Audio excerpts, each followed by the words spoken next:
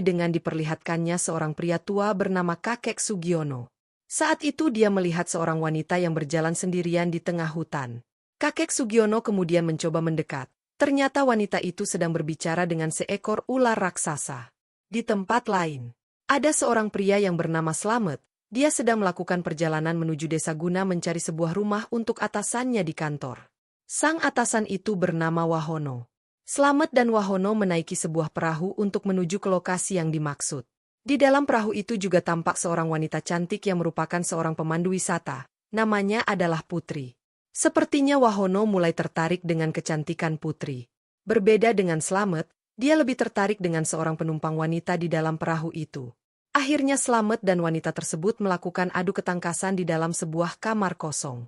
Di tempat lain, terlihat Wahono sedang bersama dengan Putri berjalan menyusuri hutan. Mereka mengobrol tentang rencana Wahono yang ingin membeli rumah di daerah tersebut. Saat Putri kembali ke kamarnya, dia pun terkejut dengan kemunculan suara ular di ruangan itu. Bahkan, piringan hitam di kamarnya pun juga ikut menyala sendiri. Sesaat kemudian, seorang pria bernama Samsul datang ke kamar Putri. Samsul berniat mengajak Putri untuk adu ketangkasan. Namun belum sempat melakukannya, Kakek Sugiono justru tiba-tiba memanggil Putri dari luar kamar. Kakek Sugiono mengatakan bahwa ada seekor ular yang akan melukainya. Tampak Samsul pun kesal karena rencananya untuk adu ketangkasan dengan Putri menjadi gagal. Kemudian tampak Wahono yang sedang merasa gelisah. Dia terus saja terbayang-bayang dengan kecantikan Putri. Dia pun mengatur rencana untuk kembali datang menemui Putri. Singkat cerita, Wahono dan Slamet menemui Putri di rumahnya. Mereka pun tampak bahagia sambil minum-minum soda gembira. Sesaat kemudian, Slamet berpamitan untuk pulang terlebih dahulu karena ada acara di kantor. Di lain tempat, terlihat 3 pemuda sedang berada di hutan. Mereka berniat memburu ular yang akan mencelakai Putri. Bukannya berhasil menangkap si ular, mereka bertiga justru harus tewas diserang oleh ular tersebut. Sementara itu, Wahono berhasil merayu Putri dan bersiap akan melakukan adu ketangkasan. Tapi sialnya, sang istri tiba-tiba menelponnya. Sehingga Wahono pun gagal melakukan adu ketangkasan dengan Putri. Keesokan harinya, Wahono kembali mendatangi Putri untuk kembali melakukan adu ketangkasan yang sebelumnya sempat tertunda. Saat Wahono dan Putri sedang menaiki perahu, tiba-tiba saja muncul seekor ular di sebuah pohon. Mereka berdua pun kaget dan terjebur ke dalam air. Mereka berdua pun tampak kebasahan, sehingga kegiatan adu ketangkasan tak bisa terhindarkan lagi. Karena kelelahan, Wahono pun tidur sejenak di rumah Putri. Saat tidur tersebut, dia pun mengalami mimpi aneh. Wahono kemudian terbangun dan berjalan-jalan melihat pemandangan sekitar.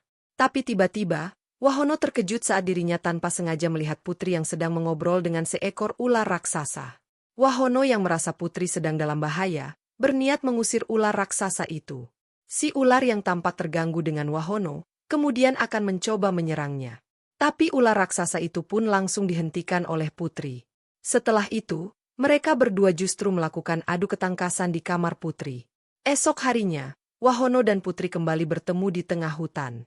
Mereka pun hendak melakukan adu ketangkasan. Baru setengah permainan, tiba-tiba muncul seekor ular. Akhirnya mereka pun berlari dari kejaran ular tersebut. Singkat cerita, Samsul datang kembali ke rumah Putri dan mengajaknya untuk adu ketangkasan. Namun saat itu, Putri menolak ajakan dari Samsul.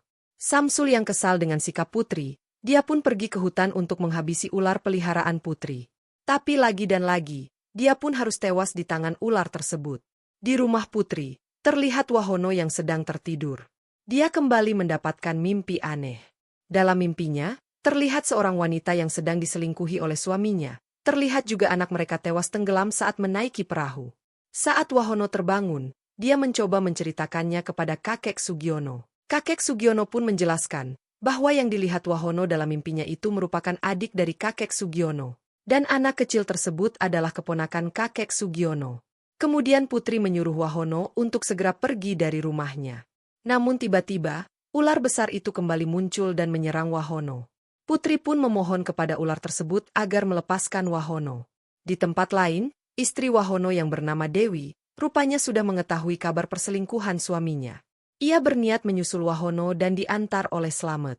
Tapi di tengah jalan, Devi bercerita kepada Slamet jika dirinya sudah lama tidak melakukan adu ketangkasan dengan Wahono. Saat itu mereka pun mengurungkan niatnya untuk menyusul Wahono, dan memilih kembali ke rumah untuk adu ketangkasan bersama. Di waktu yang bersamaan, Wahono telah kembali ke rumahnya.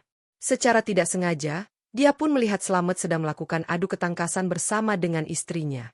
Wahono yang merasa kecewa, dia pun kemudian kembali lagi ke desa. Di sana, dia bertemu dengan kakek Sugiono.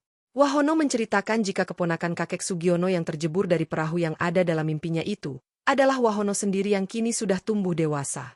Dia pun berniat mengakhiri hidupnya dengan terjun ke air seperti ibunya yang telah meninggal. Dan, film pun selesai.